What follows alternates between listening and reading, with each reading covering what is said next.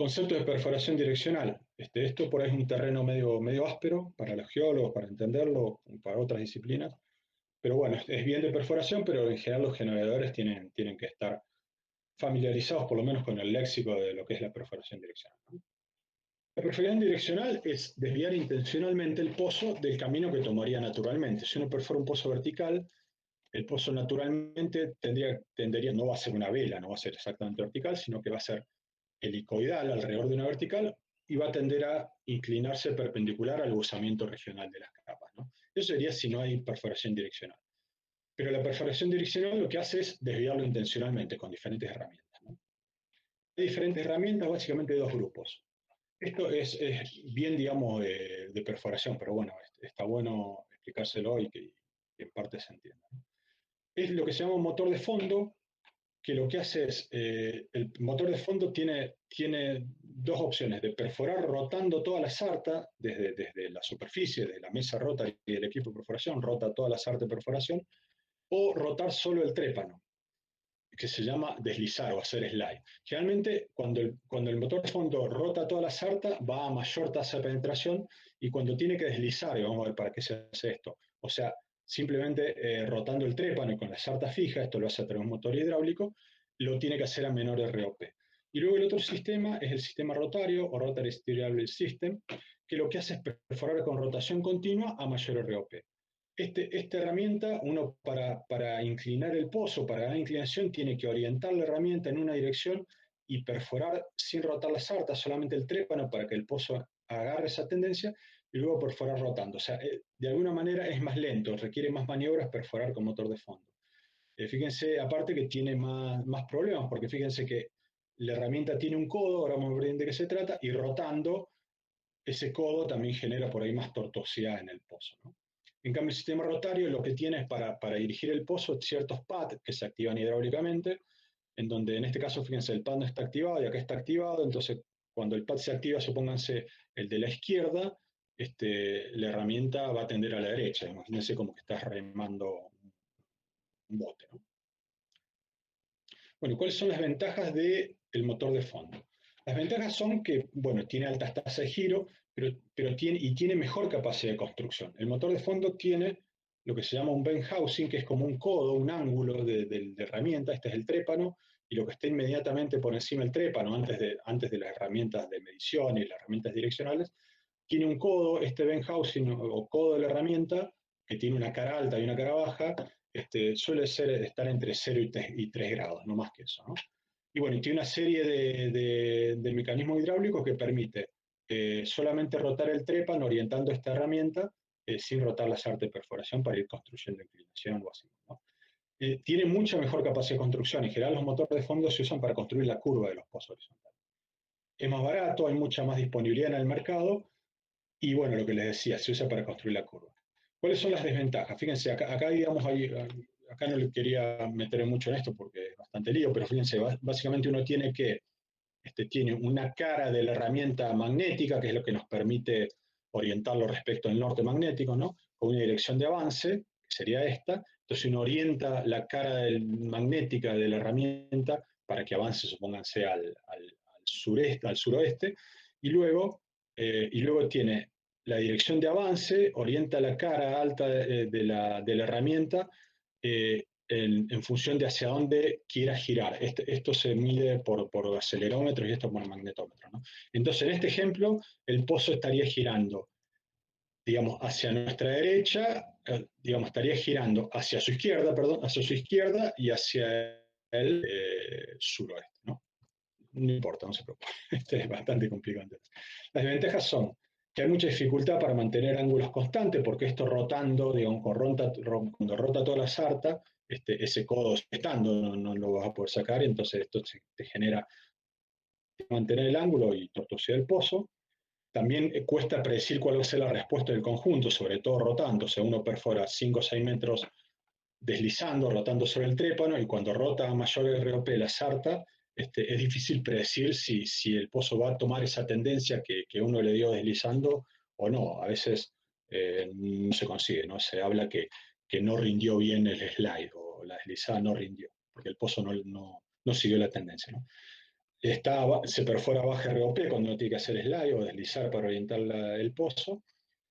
Y bueno, cuando el pozo es muy largo, supóngase más de 1500 metros de ramo horizontal, digamos, digamos, pierde capacidad de construcción la herramienta. Estos pozos no convencionales se usa esta herramienta para construir curva y extensión horizontal cuando la rama es menor a 1500 metros. Si es mayor, ya hay que bajar sistema rotario, hay que hacer una maniobra, luego una maniobra de cambio de herramienta. ¿Cuáles son las ventajas y desventajas del sistema rotario? La ventaja es que los sensores están mucho más cerca del trépano, con lo cual la incertidumbre del trépano en X y Z es menor, perfora a mayor tasa de penetración, es más precisa, la tortuosidad del pozo es menor a la que te puede generar, digamos, un motor de fondo. La tortuosidad es importante a la hora de entubar el pozo, ¿no? Porque a veces la cañería no baja o hay que repasar el pozo antes de tratar de entubarlo, entonces si el pozo es muy tortuoso puede generar problemas. Genera una mejor limpieza del pozo, un poco también por la geometría de la herramienta. Fíjense que un motor de fondo siempre va a tener el codo apoyado o más cerca de una cara del pozo que de otra, entonces por ahí el anular, digamos, el espacio que queda entre herramienta y pozo no es homogéneo, no es constante y por ahí la limpieza del pozo se dificulta. Y también, bueno, en este caso utiliza para perforar la extensión horizontal. Si uno usara motor de fondo para construir la curva, seguramente va a ser más difícil. Lo general es perforar la curva con motor de fondo, aterrizar el pozo, luego sacar la herramienta y bajar un rotario y perforar la rama horizontal con rotario.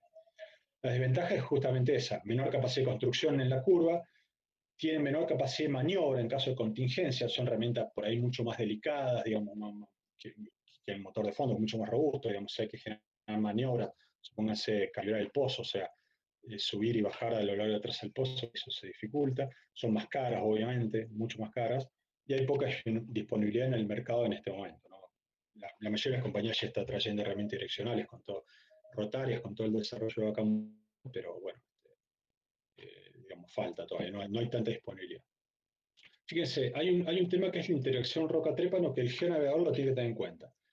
Fíjense, en este caso se viene perforando con un motor de fondo, que es lo que suele tener más deriva lateral, digamos, o depende de la herramienta que un rotario, y supónganse, el pozo viene debajo de una capa dura, imagínense que este es un corte, este es la herramienta viéndola hacia dónde va avanzando, ¿no? El pozo rota, el trepa en las direcciones del reloj, de la aguja del reloj, y cuando toque una capa dura, una capa carbonática, supónganse, o cementada en vaca muerta, lo que sea, el trépano va a interactuar, va a tender a caer en inclinación el pozo y va a tender a girar hacia la derecha. Esto por la propia interacción del trépano con la roca, ¿no? Y traten de hacer el ejercicio mental y vas a ver que esa es la tendencia que debería tomar, ¿no? O sea, choca por debajo, tiende a caer la inclinación y tiende a girar a la derecha. Eso uno lo ve en la respuesta de la herramienta, ¿no? Por ahí notó un cambio en la performance de la herramienta, generalmente cuando toca una capa dura baja el ROP, y luego cuando fue medido el registro direccional le da que el pozo giró hacia la derecha y cayó en inclinación. Lo contrario ocurre cuando el pozo viene perforando y toca una capa dura, más competente, por encima, el trépano va girando en el sentido de las agujas del reloj y va a rebotar, por decirlo así, va a rebotar hacia arriba, va a tender a aumentar la inclinación del pozo y va a tender a girar hacia la izquierda. Esto es un problema muy común que a veces el geonavegador y la gente de perforación tiene que tenerlo en cuenta porque te genera un pozo tortuoso y, digamos, y generalmente para corregir la trayectoria te hay que perforar a menor ROP, entonces el pozo va a salir más caro. Los generadores y los ingenieros de perforación tienen que trabajar en ese sentido juntos, el generador tratando de que el pozo vaya lo más alejado posible de estas interfaces y el perforador tratando de optimizar parámetros en caso que se toque esa interfaz. Bueno, eso en cuanto a las herramientas direccionales. Luego hay herramientas de registro, de datos de perfiles en tiempo real para uno conocer las propiedades de roca, propiedades petrofísicas, propiedades de roca y de fluido, ¿no?, que está perforando, ¿no? Fíjense, para la geonavegación hay dos tipos de registros necesarios para la geonavegación del pozo. El MWD, que el MWD es la herramienta que se llama Measure Well Drilling, es una herramienta que baja con las herramientas direccionales, o sea, está el motor de fondo, supónganse, y atrás está el MWD, que lo que va a hacer es medir la inclinación y el azimut del punto donde está parado el pozo, ¿no? ¿Eso cómo lo hace? Ahora lo vamos a ver, ¿no? El MWD tiene un magnetómetro, tiene 3 magnetómetros que me permiten medir la orientación respecto al norte magnético y tres acelerómetros que me permiten medir la componente vertical respecto del vector de aceleración de la gravedad, ¿no es cierto? Esta herramienta, el MWD, es lo que me da la ubicación en el pozo, ¿no? En inclinación y azimut, y el MD es la medida por las barras de sondeo, ¿no? Tiene un sistema de telemetría pues, que transmite los datos por pulso en tiempo real, ¿no? Por pulsos de lodo, bueno, el tiempo que tarda en llegar el pulso de lodo, ¿no? Depende de la circulación del lodo en el pozo, ¿no? Emite un pulso de presión, llega a superficie y digamos, hay una herramienta en superficie que decodifica el pulso de presión, esto es mucha electrónica, y lo transforma en una señal, y bueno, esa señal después se codifica y interpretada, etc. Principalmente en mitigación de Simut, y con la posición MD perforada, metros bajo boca de pozo, uno tiene referencial la ubicación del pozo en MD, en inclinación, fíjense, y en azimut. Por ejemplo, en este punto, cuando el pozo tenía 300 metros de profundidad, la profundidad vertical, fíjense, era casi igual, el pozo todavía no estaba construyendo curva, y la inclinación era 0,99, o sea, está prácticamente vertical, y está girado 109 grados de respecto al norte, ¿no? Y bueno, también pueden medir otros parámetros, la herramienta de MWD mide otros parámetros que son importantes para la perforación, como el peso sobre el trépano, el torque, la presión del lodo en el anular, etcétera. Un montón de parámetros de perforación que a veces los ingenieros necesitan conocer para optimizar, para que el pozo se perfore lo más rápido posible. Este es un ejemplo de una planilla de registro direccional. La gente que lleve la MWD, que es un operario, un ingeniero generalmente, va llenando esta planilla y la va transmitiendo, ¿no? Entonces uno puede saber en tiempo real la ubicación del pozo. Fíjense, esto es un poquito cómo funciona la medición de la inclinación y el azimut. La trayectoria de un pozo horizontal se determina a partir de la ubicación de la boca de pozo. Uno empieza a medir generalmente cada 30 metros, a veces se mide cada 9 metros, depende de lo que se defina, digamos, de la resolución de la geometría del pozo que uno quiera tener. Generalmente cada 30 metros, o sea, cada 3 barras, se mide el MD, la inclinación de ese punto y el azimut de ese punto, ¿no? El MD es la profundidad real medida desde la boca del pozo, básicamente contando las barras de sondeo y todo el BHA, que se llama, el bottom hole, todo lo que está dentro del pozo. Esa es la profundidad real medida. Después la inclinación es el ángulo entre la línea vertical y la trayectoria del pozo en ese punto, ¿no? Y el azimut es el ángulo entre un punto de la trayectoria, el que sea, y el norte, verdadero magnético. Generalmente se mide en un plano horizontal. Generalmente se mide respecto al magnético y luego se corrige al geográfico, ¿no? Porque el magnético, digamos, para eso hay que corregirlo por inclinación y declinación magnética, etc.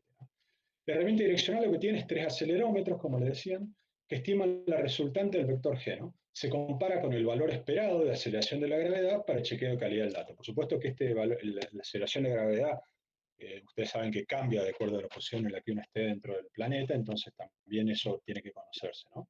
La aceleración de la gravedad esperada respecto de lo que miden los 3 acelerómetros. Y la dirección direccional, la herramienta direccional que también cuenta con 3 magnetómetros que calculan el vector H resultante, ¿no? Y eso es corregido, tiene que corregirse antes por la inclinación y declinación magnética de la zona y de la época del año, ¿no? Eso, acuérdense que eso varía de acuerdo a la latitud y la época, ¿no? Bien, hay algunos conceptos que este es bastante complejo a entender y a mí me llevó su tiempo entenderlo, que es el dogleg severity. Dogleg se refiere a pata de perro, ¿no? Es el ángulo calculado entre dos puntos consecutivos del registro direccional. Supónganse, ¿qué diferencia hay en inclinación y azimut en un punto que está medido a 300 metros y el punto siguiente que está medido a 330 metros? Es un indicador, el dogleg severity, de la tortuosidad del pozo. Generalmente se interpola cada 30 metros, cada 100 metros, indica la brusquedad, o sea, qué tan brusco cambia la dirección del pozo tanto en inclinación como en azimut. O sea, es una combinación de la build rate, o sea, de la tasa de construcción, y de la turn rate, o sea, la tasa de giro, ¿no? Y siempre se mide en grados cada 30 metros.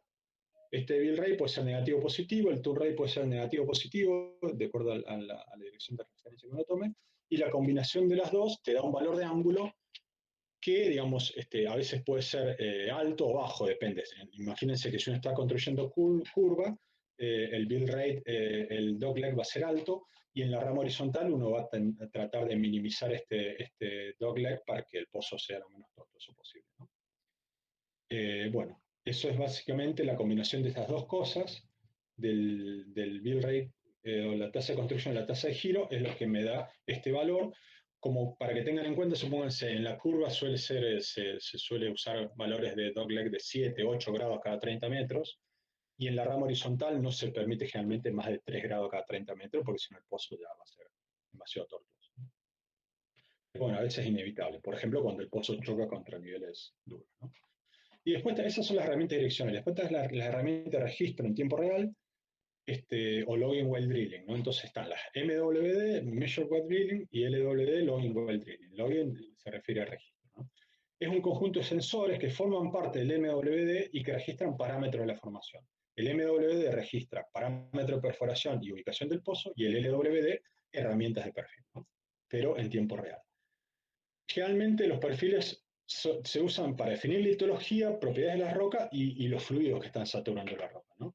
Los más comunes son un perfil de gamma ray. Si alguna vez vieron algo de perfilaje, digamos, la reactividad natural de la roca tiene que ver con la composición de la roca, permite diferenciar si una cosa es arcillosa o es arenosa, por ejemplo. La resistividad de la formación, que esto está condicionado por la litología y por el fluido que lo satura.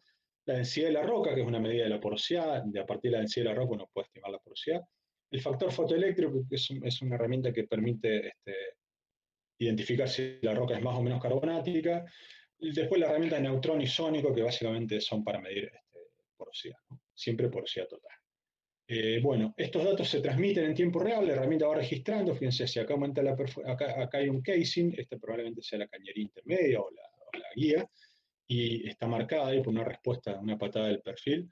Y a partir de ahí, en este caso, acá está la resistividad a diferentes profundidades de investigación. Estas son las curvas de porosidad con el factor fotoeléctrico. Esta es el gamma ray, esta es la tasa de penetración, creo, etc., ¿no? Bien, y esta señal es transmitida también por el MWD. O sea, el MWD cumple varias funciones. Una de ellas es transmitir lo que registra el LWD, ¿no? Generalmente la metodología más usada para, si uno perfora reservorios shale tipo vaca muerta, arcillas, es el registro de gamma ray, porque el registro de gamma ray te permite identificar relativamente bien niveles arcillosos con más materia orgánica respecto a niveles carbonáticos o cementados, etc. Fíjense, acá hay un ejemplo de los perfiles que se van registrando en tiempo real con imágenes simultáneas que llamamos de que se trata. Fíjense, hay cosas importantes de la herramienta de registro en real time. Supónganse, la herramienta de gamma ray, esto es un esquemita muy conocido, digamos. Está el sensor el detector de gamma ray natural, que es un cristal de iodo de cesio, un cintilómetro que se llama. Llegan los rayos gamma que emite naturalmente la roca a partir de los isótopos reactivos del potasio, el torio y el uranio. Generan un centelleo, digamos, generan una respuesta lumínica, un fotón, algo así, que luego es transformado digamos, en una señal eléctrica, ¿no? Se codifica y uno obtiene una curva en profundidad de la profundidad de los diferentes niveles, la respuesta en gamma ray natural de los diferentes niveles, ¿no? Las herramientas todas tienen una profundidad de investigación, distancia a la cual la herramienta puede medir hacia la formación, generalmente no son más de varios centímetros, ¿no? El gamma ray creo que tiene 2 centímetros desde la cara del pozo hacia adentro que registra, ¿no? Hay otras que tienen mucho más profundidad de investigación. La resolución vertical, es decir, qué tanto puede discriminar, o sea, cuál es el mínimo espesor de capa que la herramienta puede discriminar. Supónganse, un gamma ray, supónganse que puede identificar capas de 20 centímetros de espesor, pero si tiene 10 centímetros de espesor no la diferencia una de otra, por más que haya contraste de respuesta a la radiactividad, ¿no? Eso es la resolución vertical. Entonces, la resolución vertical y la profundidad de investigación depende del diseño de los sensores, del principio físico de la herramienta, y por supuesto, profundidad de investigación y resolución vertical te condicionan la incertidumbre del dato que está midiendo la herramienta. Estos son interesantes. Las imágenes simultáneas son muy importantes, muy importantes para decir, son generalmente de un perfil como el gamma ray, como la densidad, como el sónico, etc. Son las herramientas simultáneas que se me vienen a la mente. Básicamente tiene que ser una herramienta que identifique alguna característica propia de la de la formación, como la emisión de rayos gamma naturales y la variabilidad, ¿no?, lateral de esa respuesta, ¿no?, o la porosidad sónica o la porosidad del CA, ¿no? Y estas herramientas simultáneas tienen capacidad de generar imágenes simultáneas con sensores que miden la señal, por ejemplo, de gamma ray, en 360 metros, en 360 grados a lo largo de la cara del pozo, ¿no? Tienen diferentes sectores y, bueno, cuanto más sectores tenga la herramienta, más calidad va a tener la imagen de roca, ¿no? Va a tener más resolución, la imagen obtenida, ¿no? Las más comunes son gamma ray para reservores no convencionales. Lo que hacen es, ahora vamos a ver para ver si entendemos un poquito más de qué se trata. Lo que hace uno es, digamos, imagínense, el pozo va atravesando la capa digamos, lo que hace la imagen es como el pozo es un tubo, digamos, lo que hace la imagen de pozo es como desenrollar ese tubo, y lo que ve es, fíjense, acá el pozo va cortando diferentes niveles. Fíjense, acá la escala de colores, los claros son niveles más carbonáticos, los oscuros niveles más pelíticos. Va cortando diferentes niveles y la respuesta del gamma ray de esos niveles, en este caso, es contrastante. El nivel carbonático tiene menos gamma ray y el nivel arcilloso más gamma ray. Entonces uno puede ver cómo está cortando la capa. Si el pozo está cortando, fíjense, si el pozo está cortando la capa hacia arriba, supónganse, esta es la capa que tiene una geometría y el pozo cada vez se acerca más al tope, es decir, va cortando niveles estratigráficos hacia arriba, lo que se va a ver es una carita alegre que le dicen. O sea, en la dirección del pozo uno va a ver esta respuesta, estas caritas alegres, ¿no? El pozo se va perforando hacia allá, imagínenselo, el tubo, el pozo va cortando las capas hacia arriba y se genera estas caritas, ¿no?, a medida que va cortando la capa. Hay que pensarlo un poquito para terminar de entenderlo, pero bueno, es así. Y en este caso, fíjense, el pozo, supónganse, está cortando hacia abajo. Supónganse acá, la capa tiene un quiebre en el buzamiento, entonces el pozo está, no, acá estaría cortando hacia abajo, perdón, acá está cortando hacia abajo. Entonces, digamos, lo que va a tener es la figura que se va a formar en la imagen azimutal es de carita triste, por decirlo así. Serían estas sigmoides, estas caras tristes, en esta dirección. Quiere decir que el pozo va cortando hacia abajo estratigráficamente, y esta carita es que va cortando hacia arriba estratigráficamente. Esa inclinación que uno interprete de estos sigmoides es relativo, ¿no? Es aparente, ¿no? Es la inclinación aparente de la capa respecto de la inclinación del pozo, ¿no? A partir de hacer una conversión con la inclinación de la capa, uno puede obtener la inclinación real de la capa, ¿no? Bueno, fíjense, los registros convencionales obtienen un perfil, digamos, con un único valor en profundidad. En cambio, los registros simultáneos obtienen diferentes lecturas. Esto sería un gamma ray promedio de todo el nivel del pozo a medida que va perforando, y este sería el gamma ray, pero medido en diferentes direcciones, hacia arriba, hacia la izquierda, hacia la derecha y hacia abajo, ¿no? Entonces, con estas diferentes curvas azimutales, estas diferentes curvas del mismo perfil, se construye una imagen azimutal que tiene esta presentación, ¿cierto?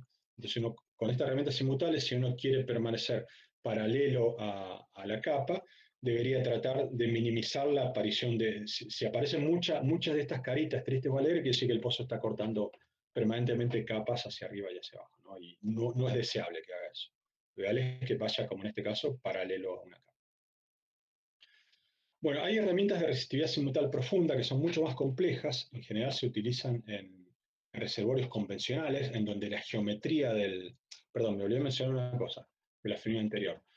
Este tipo de herramientas se utilizan para geonavegación reactiva. ¿Qué significa? Uno toma la decisión de cambiar, supóngase, la inclinación del pozo una vez que vio la lectura de la herramienta. Antes no podría uno, porque hasta que la herramienta no atraviesa ese nivel y uno no puede ver que está cortándolo hacia arriba o hacia abajo, imagínense que el trépano está incluso varios metros más adelante, no puede reaccionar y el pozo por ahí ya se salió de capa. Pero bueno, es mejor que no tener nada, ¿no es cierto? Entonces, pero es una herramienta, el principio de generación es reactivo. Uno reacciona al ver la lectura de la herramienta. Antes no puede predecir qué es lo que va a pasar, hasta que la herramienta no lee, no pasa por esa profundidad. En cambio, las herramientas de registro en RT tienen en real time, que son tipo resistividades profundas, azimutales. O sea, el principio es igual, es azimutal, pero tiene mucha profundidad de investigación. La resistividad, entonces, lo que me permite es identificar hacia arriba o hacia abajo la distancia que hay de la herramienta hacia un cambio de resistividad, hacia un contraste de resistividad. Imagínense, en esta imagen, supónganse, esta es la geometría esta es la geometría del reservorio. Se me congela un poquito el mouse. Bueno, perdón. Esta es la geometría del reservorio. Imagínense un canal fluvial con una geometría bastante compleja, cambios de espesor, etcétera. Entonces, lo que hace la herramienta es el pozo va por el centro de la herramienta con algunos principios que ahora vamos a ver cómo funciona rápidamente, porque son bastante complejas las herramientas. Trata de predecir a qué distancia está la herramienta de un contraste de resistividad. Lo ideal es que ese contraste de resistividad sea, por ejemplo, en una arena arcilla, la arena tenga una resistividad de 20 a 1 metros y la arcilla que delimita esa arena por encima o por debajo tenga 2 a 1 metro. Entonces es un contraste de resistividad bien alto que esta herramienta la puede detectar y puede permitir, se llama proactiva, digamos, este tipo de geonavegación, porque uno puede anticiparse cuando ve que la distancia al tope se está acercando cada vez más, cada vez menor, puede pedir un cambio de inclinación hacia la baja para evitar salirse de la capa. Es un método de geonavegación proactivo, es decir, uno se anticipa a lo que podría ocurrir, ¿no? Básicamente es una herramienta de propagación, es decir, una herramienta que emite una señal eléctrica hacia la formación y recibe la respuesta, a diferencia de las herramientas de inducción, ¿no? Que generan un campo magnético, que induce corrientes eléctricas, etc., ¿no? Esto es una herramienta de propagación, o sea, inyecta a la formación electricidad y recibe la señal.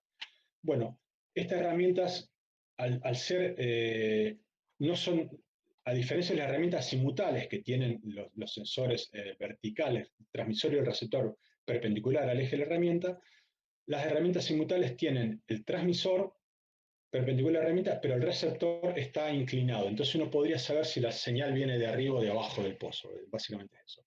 Pero lo más interesante es que uno puede identificar cuál es la fase. Esto es una onda electromagnética que tiene su amplitud, su fase, su longitud de onda, ¿no? Entonces, lo que hace es, requiere un proceso de inversión a partir de lo que lee la herramienta. La inversión sería, es un técnico muy físico, no muy ingeniero. ¿Qué sería hacer una inversión? Sería tratar de predecir cuál es el diámetro de un tambor a partir del sonido que emite, ¿no? Yo escucho el sonido, estoy a tal distancia del tambor y trato de, con ese sonido, mediante un proceso de inversión que se llama, estimar cuál sería el diámetro del tambor. Eso es un proceso de inversión, básicamente. Aplica para un montón de cosas, ¿no? Pero eso significa aplicar un proceso de inversión para detectar el límite de campo a partir de la señal recibida, ¿no? Uno lo que tiene que considerar es los cambios de fase y de atenuación que es detectada por los receptores. Sabe con qué fase de atenuación sale del emisor la señal eléctrica y uno mide con qué fase de atenuación llega al receptor, ¿no? Entonces uno podría, dependiendo de si la resistividad, dependiendo si la capa resistiva conductiva está por encima o por debajo, a partir de un proceso de inversión, tratar de predecir la distancia a esa capa por encima o por debajo de la herramienta. Es bastante complejo esto, hay especialistas, hay gente que se dedica exclusivamente a este tipo de herramientas, pero cuando los quiero variar mucho más que esto, ¿no? Ni siquiera yo lo entiendo demasiado, porque nunca las utilicé, pero, o sea, sí las utilicé viendo lo que hacía la compañía de servicio, ¿no? Nunca me tocó interpretar a mí este tipo de herramientas. Bueno, y lo último que tengo es en cuanto al flujo de trabajo en geonavegación. ¿Cómo estamos? Hace una hora ya que estoy hablando. Ya deben quedar 10 minutos, disculpen. Básicamente, ¿cómo funciona un equipo de geonavegación? Bueno, ahora a mí me tocó hacer geonavegación in situ, o sea, en locación, donde está el equipo de perforación. Uno tiene una oficina en el equipo y bueno, la ventaja de estar en locación es que también puede ir a ver el control geológico para chequear la respuesta de las herramientas y el recorte de perforación que está saliendo para interpretar con más datos qué es lo que está atravesando el trépano, ¿no? Ahora la mayoría de la tendencia, sobre todo en pandemia, ya la tendencia de la industria es generar salas de geonavegación remota en donde los geonavegadores, los ingenieros de perforación reciben el dato en tiempo real y bueno, a partir de ahí con diferentes software lo procesan y lo interpretan. El flujo de trabajo de un geonavegador sería, primero hay que recopilar la información previa que hay para tener un modelo de subsuelo con más o menos incertidumbre. Luego hay que hacer un análisis económico y técnico, digamos, a ver si es viable perforar un pozo horizontal y geonavegarlo, ¿no? Hay que ver qué herramientas están disponibles, etcétera, etcétera, ¿no? Acá hay un estudio de viabilidad técnico-económica, sería, ¿no? Luego, digamos, se genera un modelo 2D a partir de la información. Una vez que se define perforar el pozo y geonavegarlo, uno hace un modelo 2D. ¿Por qué 2D? Porque a partir del modelo 3D del campo uno obtiene un modelo 2D a lo largo de la trayectoria del pozo, de la trayectoria planificada, Y bueno, esto se discute con los geólogos, con los ingenieros, con los geofísicos, etcétera, con todo el grupo interdisciplinario. Luego se ejecuta el pozo, se perfora y se geonavega en tiempo real, hay toma de decisión, etcétera, hasta que se termina el pozo exitosamente, supónganse, ¿no? A veces pasan cosas que no se puede terminar el pozo, pero bueno, supónganse que se termina, se geonavega bien, y luego hay un informe de resultados, hay un informe final, un modelo final de geonavegación, que por supuesto va a retroalimentar. Ahora voy a tener más información para evaluar mejor el proyecto, para generar un modelo 2D más ajustado y para tener menos incertidumbre a la hora de generar. Este es el loop, digamos, que uno haría.